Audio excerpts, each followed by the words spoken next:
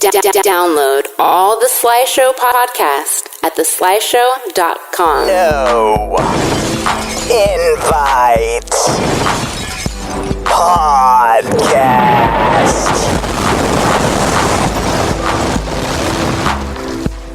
What's going on, man? You know what it is. It's your boy Blaze, man, and I'm definitely in the building right now. This is the No Motherfucking Invite podcast, prequel, sequel episodes, the type of shit that you're gonna find, you know what I mean, before the actual show. These will drop definitely before the first season, and I got a very special guest, man, longtime friend, man, longtime collaborative mind, longtime craze mind in the building. Chewy Loc, what's good, man? Hey, man, what's happening, man? Everything's good, man, you know, putting it together like a puzzle, man, you know.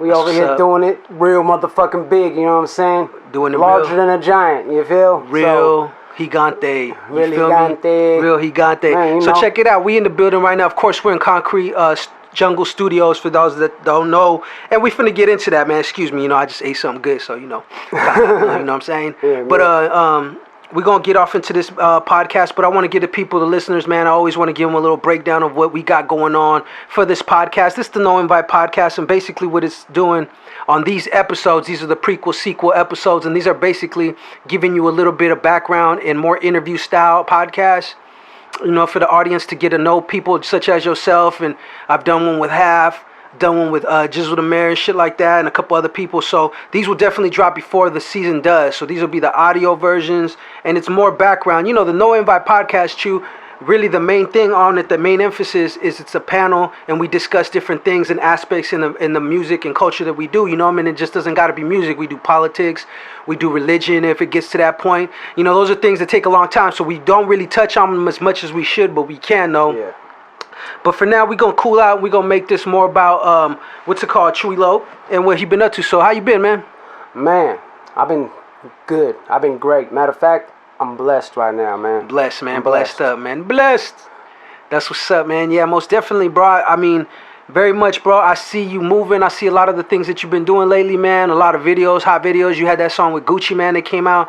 So before we get into all that, because I definitely want to touch on that, I want you to give people, I want you to give them an idea, like, of what it is you do. You know what I'm saying? What does Chewy do? You feel me? As far as when it comes to this stuff. Well, Chewy is doing a lot of music and have been doing a lot of music since, you know, the early 90s. And right now, what I'm doing is a lot of videos. I'm moving back and forth, kind of, you know, like transitioning into, okay, one day I'm a rapper, okay, next minute I'm shooting a video, next minute I'm editing, kind of produce. You know, I'm the all-around, you know, engineer, the jack of all trades, yeah. Basically, man.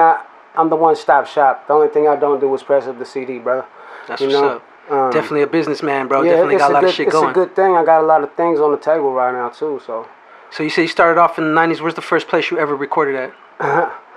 The first place I ever recorded was in the garage.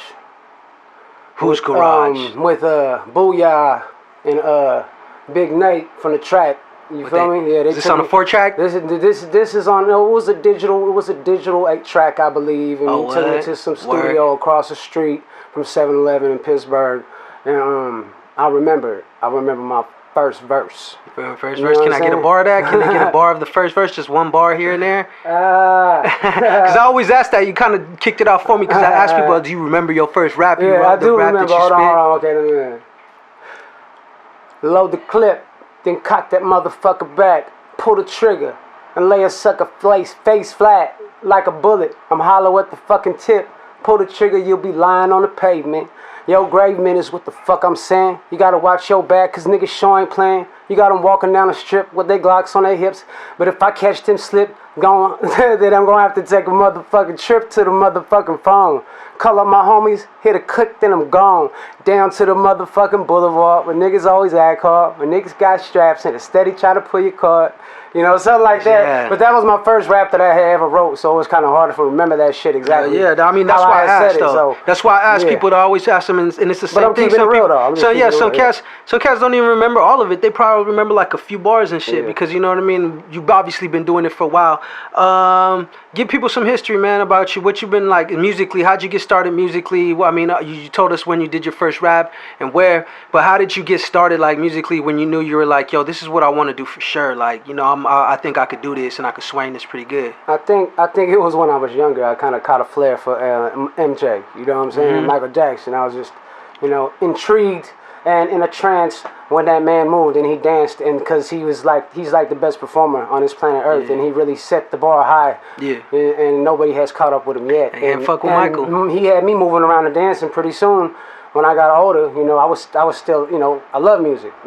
My first tape that I ever bought was a GLP tape. Yeah. You know what I'm saying? JT the Bigger Finger. What was the three heads on it? The three heads. The three beanies with the SF beanies. The GLP game recognized game. That was my shit. And RBL Posse. Shout out JT Big Finger, man. Hey, shout out my Frisco, my Fillmore, nigga, man, my Hunters Point, nigga, man, my you know what I'm saying, my Sunnydale, nigga, man, you know what I'm saying, my Mission Street, you know what I'm saying, all my peoples, man, everybody out there. Shout out the whole skull, man. Everybody shout out the whole city, with, man. everybody, we fuck with all y'all, man. You know, everybody out there love y'all. Doing big things out there. Y'all already know. So back to Chewy Loc though. So you discovered early that you was into music and you liked it. Yeah. When did you start getting, what studios have you been to, like, as far as coming up and whatnot, and studios coming up and doing your thing, like?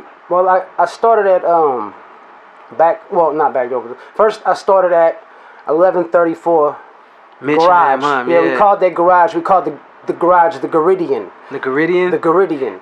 And when we started rapping, we didn't have no studio or nothing like that yet. Nah, we just wanted to be rappers and just happened to know me, and I'm from the hood. You know what I mean? So my little cousin could rap. Let's bring him through. Let's have him bust on something. At the time, we were busting we had two tape players. One tape player was playing the beat. The other tape player was recording us. So the copy that we got, you could understand, wasn't all that great. You know what I'm saying? It's like, So you was in a group back then? Yeah, the group was 1134, and we kind of split off and kind of did our own thing. Through the three of us, it was like a 10-man group. There's just too many people. That's too deep. 10 motherfuckers ain't gonna just hop on one song. Yeah. It's so like it was like crew shit. It was like 3 people on this song. Every song had different people on it, but and everybody's had their own sound, unique sound. And my cousin Vic and them is really who I started with as far as like really rapping. And my cousin Vic, and shout out to Doug Guzman too, and Victor Montez. You know what I'm saying? Like y'all helped me sharpen up my blades so I can come through cutting shit. You know what I'm saying? Like, I remember you was doing it way before I was doing it. When the nigga, all I did was freestyle. You feel me? Yes. And I remember that. I remember a lot of tapes you used to bring down from Backdoor Studios and from 1134 Studios too, because I remember that Pip, right? Yeah, correct. Pip. Yeah, used to make the slaps over there, and he had skills though. He had bars on the slaps. He was always making slaps, man. Yeah. He got us going. We heard a beat. He played a beat. Oh man, let me get on that. And he'd be like, Nah, man, I'm saving this for myself. Like, but you got y'all inspired though. But he did get us inspired though. And I believe we also inspired each other too, because they were more freestyle rappers than I was. I was just pen and pad at that time because I was youngster. You understand me? So when I seen them coming with the freestyle. And KD the Cracker, Kev, that's what they called him, KD the Cracker. Shout out KD the Cracker. He got the coldest name ever in the world right there. He was raw as fuck though with the freestyle, and he'd want to rap battle me all the time, so we constantly go at it. You know what I'm saying? Yeah, and, getting you sharp. To where somebody would be like, man, just shut this man up, because he would keep going and going and going. I was like, damn, bruh. Yeah. That's what I want to do. Yeah. He would kill me every time, though, because I was just starting. I ain't going to lie. He would kill me every time. But right now, I'd eat you up, nigga. I'd eat you up. So what's the timeline around this time, Ron? What was the year back then? Because like I said, I not to put you out there and put your years out there, your age, but I'll put it all the time. We from a different era, you know what I'm saying? So what it is it was about 95. I was just young. Yeah. So since then, since 95, since did 4-track tapes and all that good stuff. That's when the good sounds, all the MIDI were actually, being played through speakers. Nowadays, it's like everything's digital. It's all headphone shit, headphone mixes. Yeah, basically everything's done through the computer. I mean, and ain't nothing wrong with that's a good sound, because but now ain't nothing like to me, like they're like, when you really appreciate music, you could tell the difference. You could tell that analog, that warm sound, that older sound, and you could tell the digital sound, and they all work good for different things. You feel me? Like you know, it just depends on what you want to do. Like, I feel like, you know, ain't shit doper than a piano on acoustic on tape, or a piano or guitar acoustic on tape. You feel me? But that's just my personal opinion. But I think we're kind of lucky because we came up in the era under both. We came up in the era of the DAT tapes and all that shit and the racks, and we also seen the digital come in, and we were able to say we recorded on both. Basically, we've been through the evolution, is what he's saying. So, for those of you who don't know about recording on 4 tracks with a regular cassette tape, then you won't understand that. Yeah. Because that's what I started with. That was my mini studio. And you know what? It's crazy now because what was common for like an up and coming person in the studio now, back then was like a 4-track. That was common. Like if you're like we're trying to put a studio together, that's what you would have. The go-to nowadays, it's like a computer and Pro Tools. It's different, but at the same time, it's kind of the same. The only difference that I think that it is obviously it's the sound quality. You feel me? They have different sounds, and it depends. Like you know when you do 2-inch tape and shit like that, it's a whole different thing. Definitely. But definitely. You've worked with a lot of people, bro. A lot of people, man. Name some of the people you've worked with along your career, bro, because you've been doing it for quite some time. Well, I'm gonna start off with one of the first big rappers that I had really a chance to tap in with was like Little Rick, my brody. You know what I'm saying? Like my brother from another, man. You know, I've known him for the last 15, 16 years, so. You know, he kind of also was very humble about, you know, putting me on certain aspects of the game and telling me to pay attention to this and don't pay attention to that. You know what I mean? Because, you know, there's a lot of stuff involved with this music that, you know, some people don't understand. But he was putting me on game about, you know, the business-wise, you know, and being very humble with him doing songs with me as far as he could have charged me. You know what I mean? And in the beginning, yeah, I did pay every artist that was on my album or that I did a song with. I paid them. You know, and that's what you have to do if you want to get ahead in life. You got to put money into yourself, invest in yourself. Yeah, invest in yourself. Because no one's going to push you harder than you. You know? Most definitely, man. That's definitely something that we say a lot on this show, and it's just basically like a rule we live by, bro. Because I mean, it's good to do stuff with other people if the business is right. But, you know, at the end of the day, no one's going to go as hard for your brand, for yourself, as you are. You got to make sure that whatever you do and you bring to the table, whether it's collaborative or for yourself, that you put in that 100%, going the extra mile, getting those mixes, getting those masters, getting those graphics, doing the videos. Like you, for instance, you went and learned how to do a lot of this stuff yourself. Yes. So by doing that, you're taking that next step, and like you said, in the evolution, you know, as far as the artist and yourself, you know what I mean? And for like a lot of the cats out there that are just starting off, that's what separates someone that does it for fun as opposed to someone that does it that's trying to do it professionally. Yes. You gotta make sure you invest in yourself, bro. Whether it's just buying you a mic and getting your studio right first, and it don't matter, man. I've done plenty of free music. I've done downloaded beats and SoundClick beats. We all have, you feel me? But eventually, there got to be an evolution from that. Definitely. And you know, I've dropped stuff that wasn't mixed on free downloads and shit like that. But eventually, I knew I had to step my game up, man. I knew I had to give them something more. You gotta give the people that good brand. You feel me? You gotta give them that shit. And once again, we're talking about the evolution of the music. Yeah. So when I started, who was I working with and what type of equipment were we using at the time too as well. So the next big artist that I was working with is what I ended up working with Black C on the first Who Got It. Who Got It? And put out by Big Trees. Yeah, put out by Big Trees Entertainment, and messing with A-Wax and them, and Brett Leone, and you know, Cassius Clay, my brother. R.I.P. You got to do one of the last Clay, you know R.I.P. Cassius Clay. You got to do one of the last songs with Hitman on that album, I believe. I did a song with Hitman on the Griminess right before you passed. We were actually supposed to do an album together with his Black Sea brother Toe the Tagger. It was called Toe, call him Toe. Yeah. And you know, something happened, and you know things happen. That's all I can say. But and now Hitman gone, so you know everything. Rest in peace, Hitman, man. That's just crazy. Man, it's just crazy. But then you know, I was doing battle raps and stuff, and I ended up at the Underdog doing a battle rap. I remember that you did the Battle of the MCs, right? Battle of the MCs or something. Oh, I don't know what it was called at the time. I forgot. It was some shit like that. But it was something to where, you know... Cougnut was in it, right? Cougnut was one of the guest judges and stuff like that. Rest in peace, Cougnut. Rest in peace, damn. Man, that's crazy. Man. But that's all. That's why I wanted to ask you about who you fuck with, because you've been around and you fucked with a lot of legendary people. You know what I'm saying? That from the beginning of your career to up until now. I've also worked with, cats like, Selsky and, Telly Mac, my dog, you know what I mean? All the mob figures I've done songs with, every one of them dudes, San Quinn, my dog, Boss Hog. Shout out to San Quinn. Yeah, San Quinn, shout out, Quinn. man. My brothers and them, Red Eyes and Young Robbery and, V-Town and, the whole DLK camp. And there's so many people that I can name right now. It's like, man. We're going to have to, while you thinking about it, because you got a lot, I'm sure that you got to even recall, we're going to go ahead and take a real quick break. This is the No Invite Podcast, prequel sequel episode. We got Chewy Loc, CEO of Koncrete Jungle Entertainment in the building. And we here, we maxing right now. We're going to be right back to y'all in a minute. Give us a sec, y'all. We'll be right back. No Invite Podcast.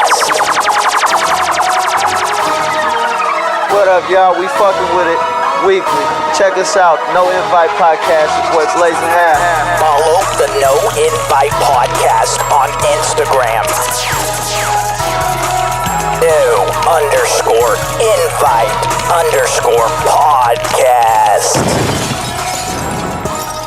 We are back, without further delay. We are back. It's the No Invite Podcast. Got Chewy Loc in the building. CEO, engineer, videographer, cinematographer, director of photography, editor / producer. Hit him with the list. Hit him with the playlist, my nigga. Rapper / motion graphics design / I can make covers, do covers too, just graphic design, if needed. But I really try not to wear all those hats. Producing beats and shit and engineering, and I do pretty much everything. So yeah, that's what I do, huh? I'm that guy. That's what's up. So going back into the evolution of Chewy Loc, man, after the first Who Got It, and after the Griminess, what other projects did you work? Were you featured on, or did you work on? Like, that you could say that you had, it was you had your influences on it. Because we show up on a lot of people's shit. It doesn't mean it's our project. You feel me? Sometimes we're on somebody else's shit. I believe it was the Ryder J. Clyde D-Boy compilation. It was me and you and Half. I believe it was a song with Messi at the time, but yeah, I believe anyways, so. We also was on the Jack of Lil Kiki compilation. That's right. The Straight from the Streets. Something like that. Something like that. From the gutter, straight out the gutter. Straight out the gutter. That's what with Little Kiki up in the Jack. Yep. And we got some joints on Rest in peace to Jack. Rest in peace, Jack. And you know what? And I kept working with Wax, and had the Filigrees took a little filigree break. And, And that was your group before? That was my group before, so, we took a little break from being a group, and I started doing my solo thing. I moved from Pittsburgh for a minute because it was bad, man. I was still a youngster, I was living underneath my mom's roof, and I was in a neighborhood where everything was popping at the time, and it was nothing good, so, Don't it always be like that, Playboy? But now, you did that. How did you get into this? Because we dropped the album. A lot of people don't know. We had a group called The Crazy Mind. For the people that don't know, it was me, you, Half, and JB the Hothead. That was the group. Yeah. We've been recording for a long time because we all from the same place. We all from the same neighborhood and shit. Been recording for quite some time together. Yeah. And this is prior to all the shit. This is after all the shit that you already had been going on. Basically. You already been doing it. You were the one that got us to actually turned out to recording, because before, like I said, I was just on my freestyle shit, and your bro was just writing shit, and and same thing. You know what I mean? Just writing a lot. You feel me? At that time, everybody was industries doing what they do. Wiggling. We was wiggling around and making some bad decisions in life, but we all live and learn. And we had just happened to all rap, and we were from the same neighborhood, you know what I'm saying? So from a filigree, I went to being by myself to, I was living in Concord for about a year and a half. This is my first time. I'm out on my own. I'm 18 years old. I had to leave. Some stuff happened in life, and like I said, I pushed on and I started writing, and I had a 4-track. I went and bought a 4-track from Guitar Center. I remember that. And there was a dude living next door to me who I won't say his name right now, but we started rapping together, and I made up a group. And the group consisted of me, you, him, and my little brother Half Dead. Now at this time, I had moved to Concord, but before that, I was living on West Boulevard with my brody. All my brodies would be at my house. If you've been on West Boulevard back in the day, you always came to my house. All my brothers, I've always had a spot for them. And so we started the group. It was in Pittsburgh. But once JB got out of jail, I feel like this certain person kind of really didn't mesh with us, being that he wasn't ready at the time, and we were all, skilled up. So as far as, lyrics go, we could keep pace and not drop it. So, and stay on tempo. And so we kind of, nicely scooted him out the group, and the Crazy Just let him know. became, Kept it 100 with him. It is what it is. No hard feelings, my brother. It was what it was. But we were actually more ready than anything, and there wasn't a doubt in our mind. And we still messed with this dude, and he's still a cool dude to this day. You know what I'm saying? But this is how we formed our group. The way it was supposed to be. I wanted it to be people from our neighborhood. Mm-hmm. I didn't want it to be nobody that was an outsider. You know what I mean? We was with each other every day. So when you got out of jail, everything came together. Because you was like, I was writing. I've been writing. So I'm like, oh, that's good. You write? Okay, let's see. Let's put something together. My little brother half right too. Next thing you know, JB get out of jail, the missing link. And y'all been making music, because didn't y'all record some shit before we even did the group thing? You and him recorded something before. I think maybe we did maybe some garage stuff. Yeah. Well, what we do is, we used to cut school or not go to school, either one. Not cut. We wouldn't have to cut it because we probably just didn't go. We weren't going anyway. We weren't going anyway, so we was trying to get some money. You know what I mean? But yeah, man, we go freestyling back and forth to the GLP. Back and forth, we be busting over that shit. So, and he's who kind of got my freestyling game up. Like when I started freestyling, I started with JB, because me and JB would go back to back. Top of the head, shout out the hot head, man. Shit, like just, man, he had it. He was already busting because he was getting out of jail, beating on his shit. And I was like, damn, I'm like, this nigga dope as fuck. Mm-hmm. And so we go back and forth to freestyling, but yeah, it took me a while. It took me a while to, to evolve to where I am right now, and with that group happening, man, and we just started getting together, making a lot of cuts, going to Backdoor Studios, and that's my uncle, by the way. But yeah, we made a lot of tracks over there, man, and I've been on a lot of compilations, as far as also at the Bay is heated.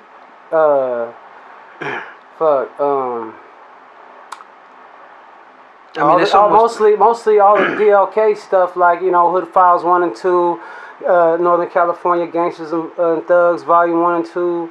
On the AWACS, revitalized the new version with the American flag on it. We had the Her 9. Oh, the 2000, yeah. And then we came with the Who Got It 3. This was after the fact, that we started the group.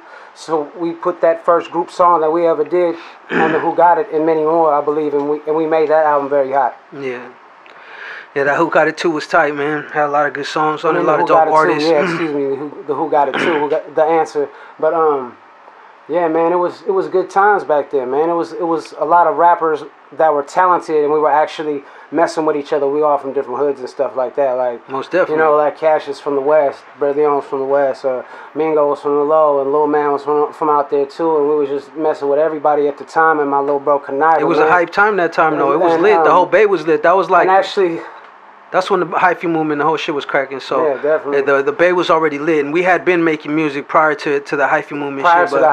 But it was like it came on, and it just gave the whole area just lit up. You feel me? So many dope ass artists that were coming out, that were getting in their mode. It was kind of like a revival, kind of like what's going on right now and shit too. And so yeah, man, like I said, we started making hella music, and then there just happened to be that battle rap that we was talking about. I'm gonna go back to that. There was a little battle rap going on at the Underdog, whoever wins gets this free studio time or whatever. I was watching it, and at first I was kind of like, I ain't gonna do that, man. And then my boy Milky D, you know what I'm saying? My boy Milk, I ain't seen him in a minute. Shout out Milk though, but he was like, Chew Deezy, I'm taking you up to this battle rap, man, and you gonna win this motherfucker, man. And I'm telling you, and then I'm gonna be cheering you. I'm gonna be the only one cheering you there. But he really just pushed me to do this shit. I didn't want to do the battle rap. He took me over there to Underdog. Yeah. I went in and I fucking won. You feel me? Yeah, I remember that shit. And then the second battle rap, I won that too. And it was in the paper. They took shots of me. I had my face in the paper and shit like that. That's dope. And I was acting like a fucking star walking away. I wasn't realizing that was the Contra Costa Times. Yeah. You know what I'm saying? Trying to take a picture of me. I'm like, oh no, I just want to battle rap. Get the fuck, out of my face. Yeah. You were paying attention. You was in your mode. I was in my superstar mode. Yeah, man. That shit right there. And I ended up meeting my boy Conniver, man. I'm in the third battle rap. I ain't gonna lie. I lost to Connive, but he was busting. And at that time, it was his time right then. So, no complaints. But I gained a brother in that, and we made a lot of great hits. You still got a lot of tracks with that dude, bro. I do. And shout out Conniver, man. Free Conniver, man. Shout out Smash Shooting, man. Shout out the whole Smash Shooting, man. You already know, man. We've always messed with everybody in the P as far as music goes. There's a lot of talent, and a lot of compilations that I've been on. I just can't name every one off the top of my head. I believe it. I believe it, man. You've been at it. So what you got going on now?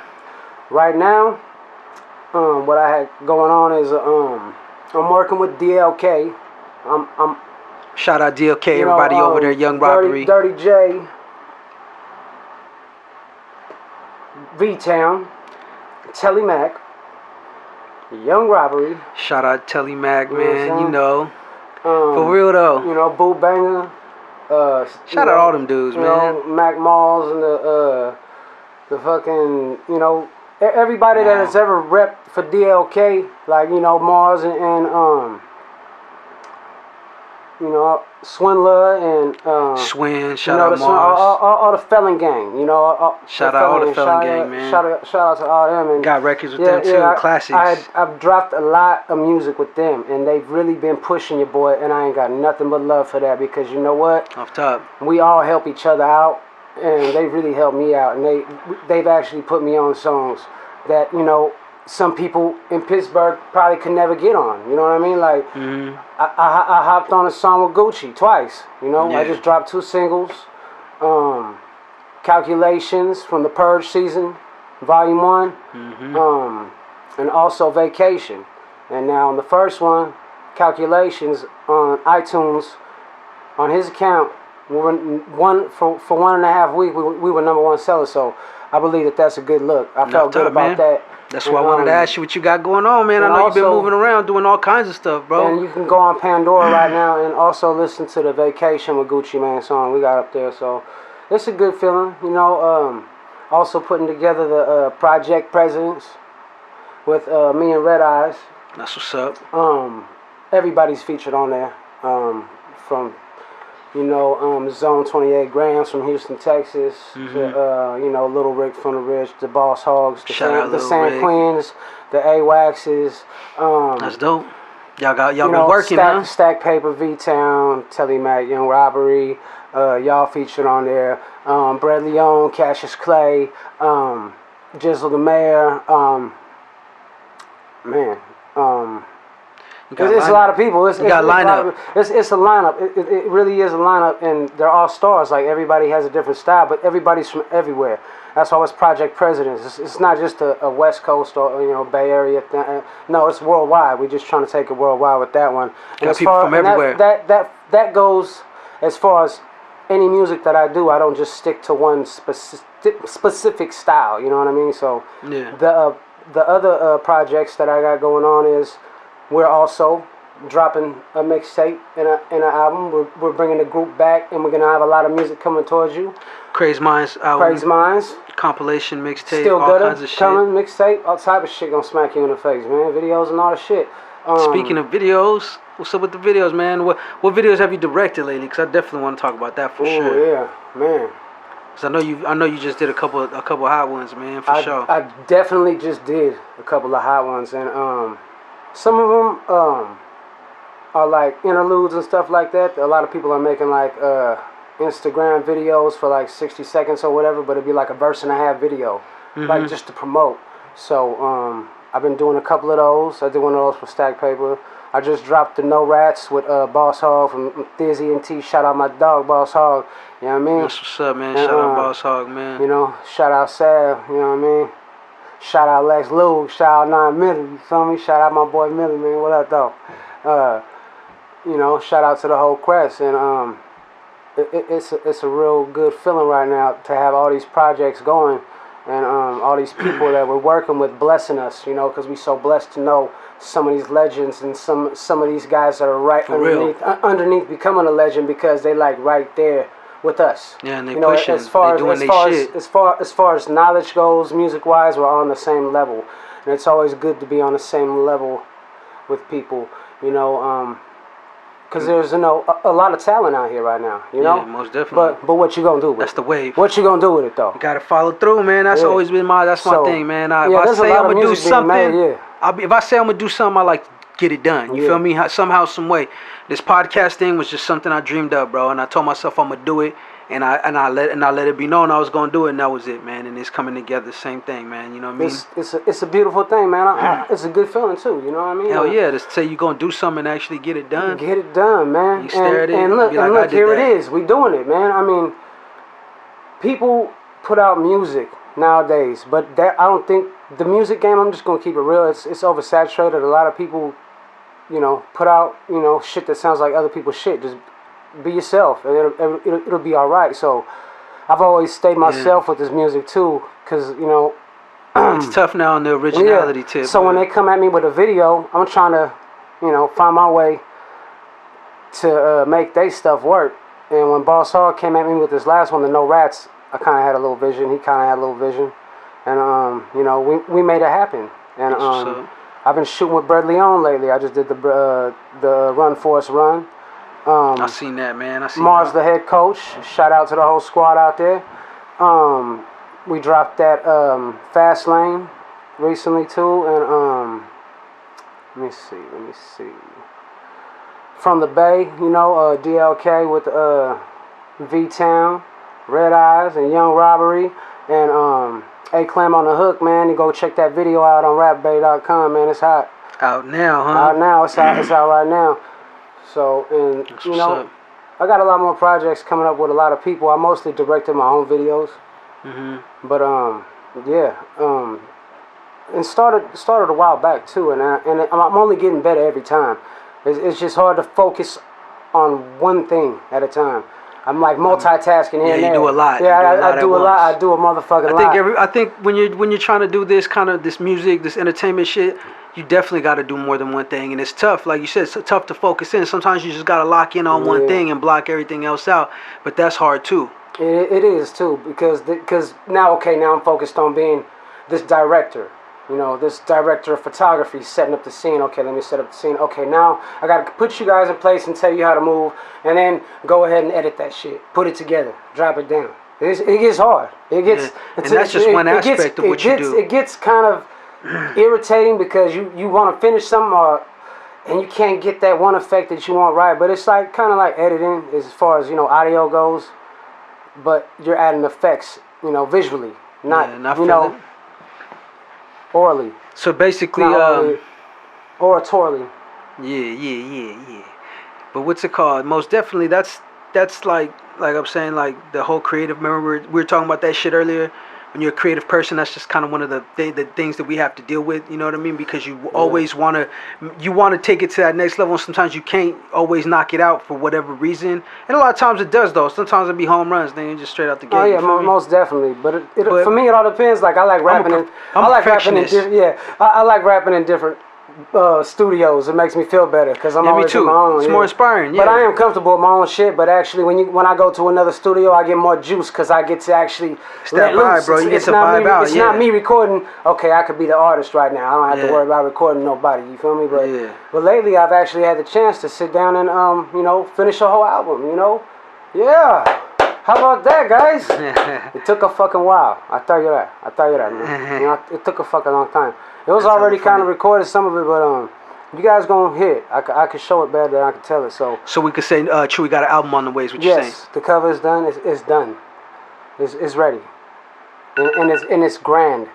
All right, I could dig it, and it's grand, huh? Any idea what the name is yet, or we gonna keep that on the wraps? It's you know, Koncrete Jungle Entertainment presents Chewy Loc, the G-Files, first chapter. Oh yeah, you feel me? First chapter, and it's basically just the first chapter in my life. You know, as you know, an artist and as a teenager growing up, living in the environment that I lived in, Believe me, I'm in not no any way or any fashion glorifying the life that I live, but I lived and I learned, and I'm still here. Growth, man. It's all about growth, bro. It's all about having knowledge and understanding. If you could understand it, you could be at peace with yourself, man. Yeah. And it's a beautiful thing that I learned to do that because, you know, everything nowadays is just like, you know, nothing has amazed me like back in the day, you know. Yeah.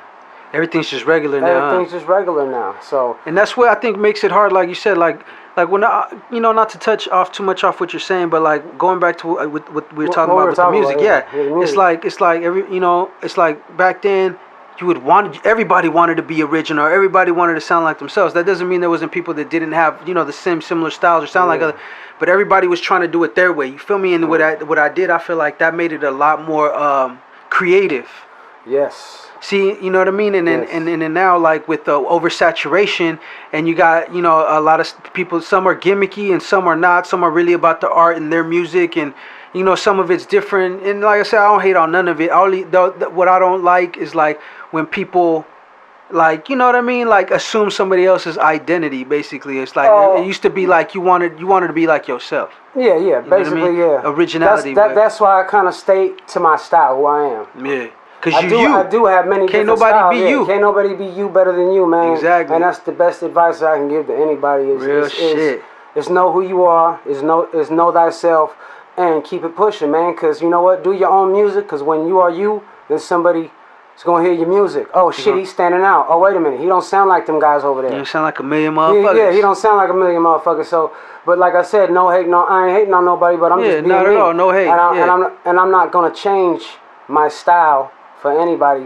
I do what the beat tells me, and depending on what the beat is, exactly. I do what the beat. If the beat's gonna speak to me, yeah, I'm slave to the rhythm of that beat. So, but yeah, man, that's what it is, man. That's the truth right there. That's just what it is, you know. And that album is gonna come soon, so you'll get a dose of every little bit of what I just said. And for real, I believe it's gonna be a well-rounded album, and I don't think you're gonna pass up any songs. But you never know. Yeah, you never know. Well, you know, different strokes for different folks, though. But you know how it goes. Good to hear you got music. You sound like you got a plan going on. You got the videos. You got a lot of shit popping, bro. I ain't even gonna lie, bro. You got a lot of shit going on, bro. And that's good. That's good for you. It's good for us. It's good for the culture. It's good for everything, man. Good music and good artistry. You know what I'm saying? It's something that I think is slept on nowadays. And, it is. You know, shout out to all the guys that been doing it, do it well, and even the new guys that do it and do it well. Yes, you know what I mean? Because that's what you need, man. You got to push that envelope, man. You gotta put your heart into it, man. Yeah. And don't be fabricating about what you be doing and shit, man. You know what I'm saying? Hey, I ain't rich. I'm not rich, man. I'm not rich. You know what I'm saying?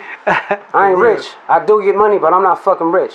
You feel me? That's the goal, right? I'm trying to get there. I'm trying to get to the top, but I'm not out there fabricating like I am. You know what I'm saying? This is just keeping it real. In my song, you'll hear reality. You're not gonna hear fiction. It's not about how it is right now. Everybody's just rapping about, you know, the club and stuff like that. I'm talking about real life struggles, things that I have been through that will make grab you by your heart. Shout out to all the club bangers though. Yeah.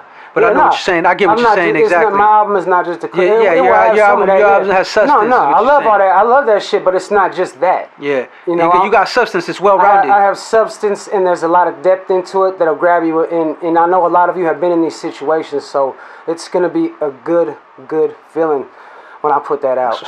Well, this is the No Invite podcast, man. We're going to take one more break. We'll come back and wrap this motherfucker up. This is the prequel sequel. We are in Koncrete Jungle Studios, and this is Chewy Loc in the building. In the building. All that. And we're here, man. You know what I'm saying? We said we're going to do this shit, and we did, and we're doing it, and it's almost done. So we'll be back in a minute.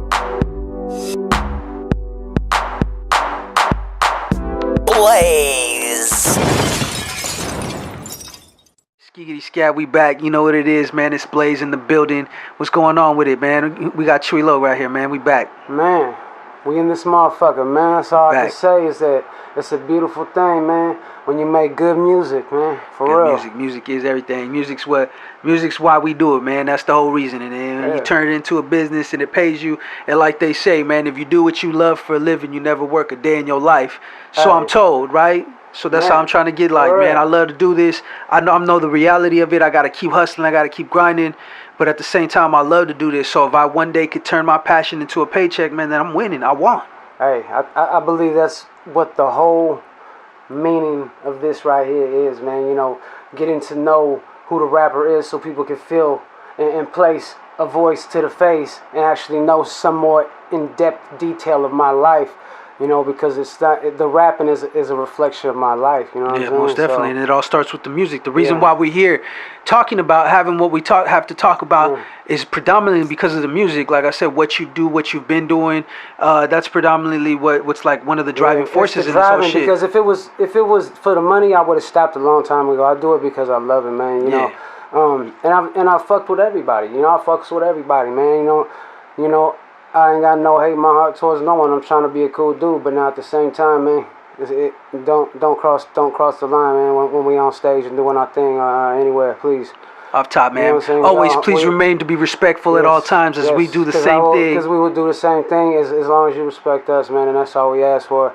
And we cool, man. We good, man. We back to this music, and we got this song that we actually pulled up. We're gonna be doing a Zay track. You feel me? The Minds is gonna be on a Zay track, man. Doing Most that thing, man. You know, shout out Zaytoven. Shout out Zaytoven. That is a real. banger right there. So stay tuned for that. There's a lot of good music coming from this a lot of great music. Unit right here. As we're gonna say this family, bro, because we've been doing it for a long time, and this music shit, and everybody got their company, everybody got their they're doing their own thing already as it is, and for everyone to get together and really just like put some effort towards something else is dope. Because I goes like for me, my career, I came out of a group. I used to rap when I was younger and freestyle and all that crazy shit, but I wasn't like really rapping on the mic and getting in the studio and learning the real ins and outs. And so when I started fucking with you on the studio tip, that's when I started taking it for what it was and taking it more serious. Like, yo, this is for real now. It's not. I don't just want to do this just to do it. I'm doing it because I love to do it. I want to get better at what I'm doing, and eventually, like we were saying, we want to get paid off what we're doing. You feel me? Yes, definitely. And we all work hard. We all work real hard. Most definitely, man. And a lot of artists out there work hard too. But just keep that up, man. Just keep working hard. You just gotta keep working hard, man. Keep working hard, and we gotta push ourselves, man. And and be a man of many hats. You gotta dress look, check it out. You gotta dress for the job that you motherfucking want, not the one you have, motherfucker. Exactly. You feel me? Get your shine on. Don't be scared to get up out there, man. Do them shows. Give out a couple of free mixtapes if you have to, especially get your wave up. If you want to get out there, yeah. You know, go network. For real. Yeah, that's how you do it. Don't let your pride and your ego get in the way of you making some motherfucking money. For real. Yeah. You know what I'm saying? Fucking with some real motherfuckers. For real, yeah. Fucking with some real motherfuckers though. Keep it solid. And we're gonna keep it pushing with this, and that's all I can say right now, man. I was just watching that Tupac trailer. Yeah, well, that's what I was getting to next. I wanted to ask you about that. The new Tupac movie's coming out, because since we got a lot of people know who you are. Another thing that lets people give them a little slice of who Chewy Loc is by to hear your outlook and your view on certain things, because then it kind of gives them a little piece of how your mind works and how you might think or see things. And some people out there might agree, might disagree, but that's the whole reason. We don't gotta agree, not even on this show, to have a decent conversation about some shit. Exactly. So yeah, I asked you about the Tupac movie, and if I felt like I wanted to ask you, like, do you feel like it's gonna be authentic to your experience, because you grew up in the era when he was alive? Like, the stuff that they're doing, we're kids, but we grew up in the era, so we seen it, you know what I mean? So firsthand. So I asked you, like, do you feel like from the trailer, does it seem like it's gonna be a home run, or do you think that they might have not did their thing on it? Well, I analyzed it. I watched it. I was listening to the dialogue and all the flashes and the little sound effects and the way they make it seem as though it's going to be real. It has a lot of it looked nice. It looked nice as fuck. It has a lot of like they spent that money. The way it used to look. How they used to dress back then. They had him looking like Tupac, and, and a lot of the situations that were going on, it was real authentic looking. But I can't really tell you, because to tell you the truth, it had me captivated by the trailer, by the way they made him look. They were actually. Well, that was the hardest part to pull off. I think it was to find somebody that looks dead on him, but not only that, that could act. You feel me? Because the dude seems like he's playing the part pretty well. Like, it looks like you know, when he was speaking, and you know, when a motherfucker gets mad or you see some shit, you could tell if they really, if they sold it or not. Like, you'll be like, motherfucker, I don't believe you. You know what I'm saying? If you don't do it right. But like the trailer I just seen, and like you said, the authenticity as far as how the era and how everything look, it looks like it might be lit, bro. Because I mean, they going by the script of what we seen on TV, and all I could say is I'd rather like to see it, because I can't even really just say if it's gonna be a hit, because you know they had that one before. What was it? The Angel or the what was it called? They had the Resurrection. The Resurrection, and I watched that, and I was kind of disappointed, to tell you the truth, because they didn't give us what we thought we were gonna see. Yeah, I mean, I was and I wasn't. I was because, you know, it was like not really a lot of new stuff that we didn't know. Yes. But it was put together really well because it was all in his voice. He's narrating his whole fucking movie. That's to me what made it dope. In that perspective, yes. And now they did it by taking a lot of his interviews and clipping them up, and they did kind of like a timeline. I thought that was ill, that part about it. But yeah, definitely we've been waiting for a Pac movie where it's actually acted out, a real one. Like they did the Notorious one, like they did the NWA. But they did the NWA. And we both know they're not really gonna give us the full. It's just gonna be the slice. Yeah, it's just gonna be that enough they could fit. Us the full cake. They just gonna give us a slice, and that's all they can do, because man, it'd be volumes. They were talking about that on another podcast. I forgot what it was. It would be volume if they really got the whole story. It'd be so much principles too, because there are just certain things in your life that you should not put in a movie. Portrayed in a different way. They're gonna portray it in a different way, so we'll never know if it's gonna be a hit. But to me, it looked good. It had me looking at it. I'm like, okay. I have to. I'm gonna. It makes me want to go watch it. I definitely want to go watch it too. Yeah. And after I watch it, then I would tell you, you know, how I really feel about it. To me, that was gonna be the best thing. Like, to me, that was gonna be the hardest thing, bro. I ain't gonna lie. The only thing that I was about a Pac movie was because I know you were a big Tupac fan too. Yeah, off top. But the thing was, it's just like anything else, man. If they don't pull it off, if I don't believe that that's Pac in the movie. You know, because I know it's not him, but it's the actor. But they got to fool you. They got to suspend that, you know what I mean? Definitely. That disbelief. You and feel me? What they call it or whatever. He kind of looked like, dude. He looked like he favors him, bro. But he doesn't exactly look like him. As far as built wise, like, you feel me?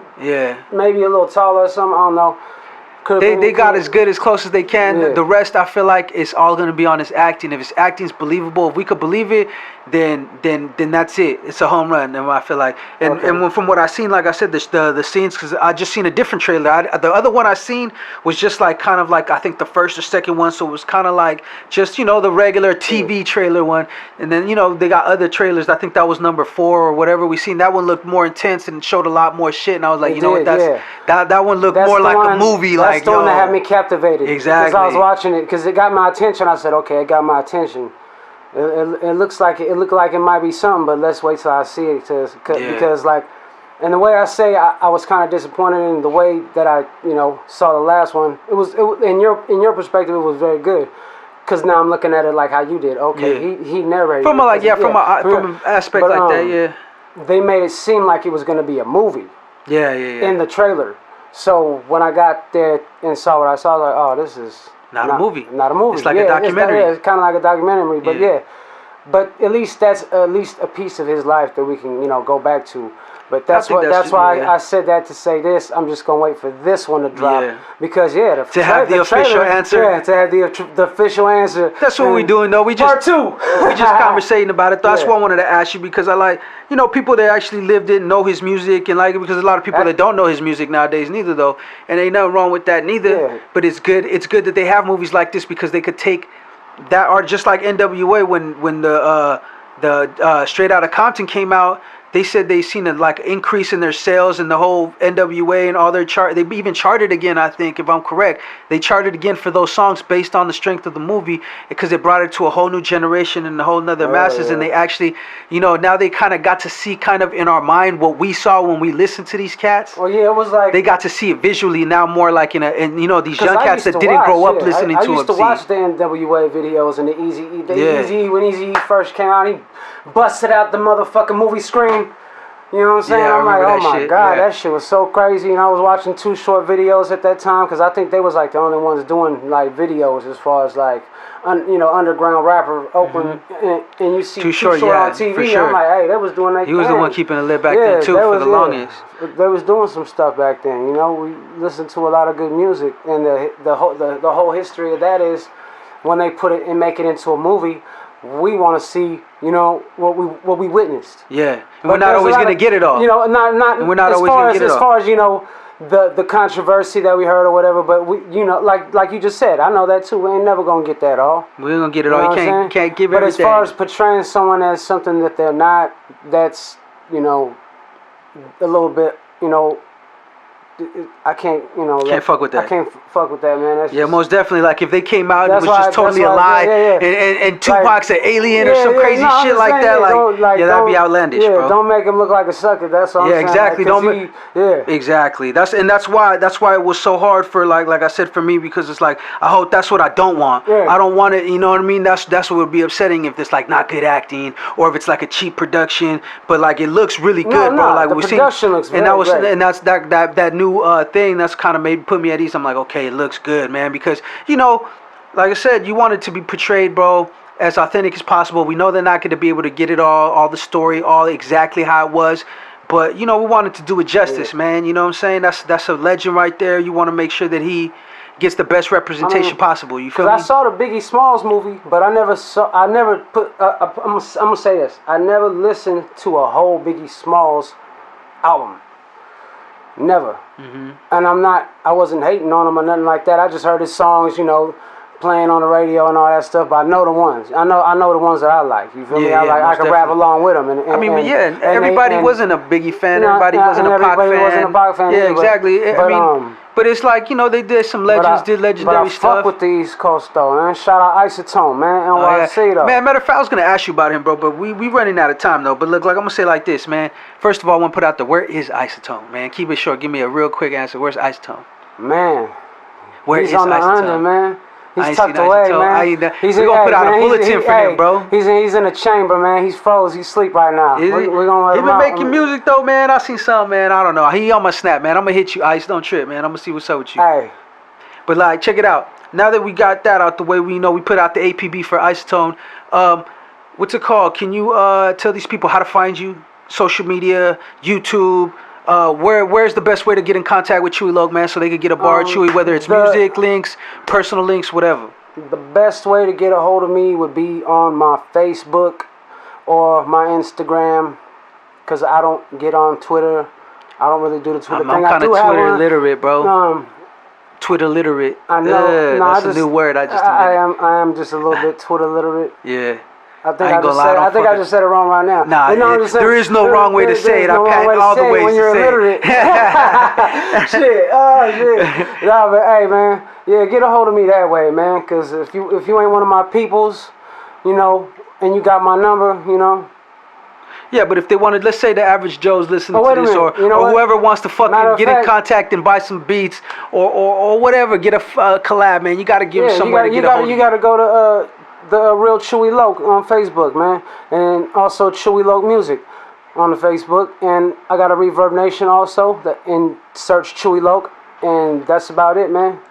That's what's up, man. New music on the way. Also, Chewy Loc wait a in the minute, you know building. what? Excuse me, wait a minute. You can also catch me on Spotify. Hit them with all the shit, you know, bro. Wherever iTunes, they can find your music. Man, Amazon, just, you know, type Search up Chewy Loc. If you're looking for some Chewy Loc music, man, type in DLK, man, for real. You know, be on the lookout for this new stuff we got coming, man. We're going to hit you. That's what's up. This is the No Invite Podcast, prequel sequel No invite. episode. You ain't fucking invited. We're twirling a little bit over here.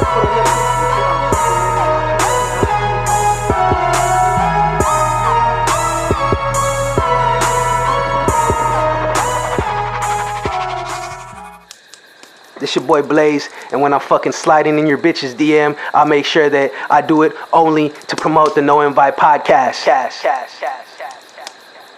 Download all the Sly Show podcast at theslyshow.com.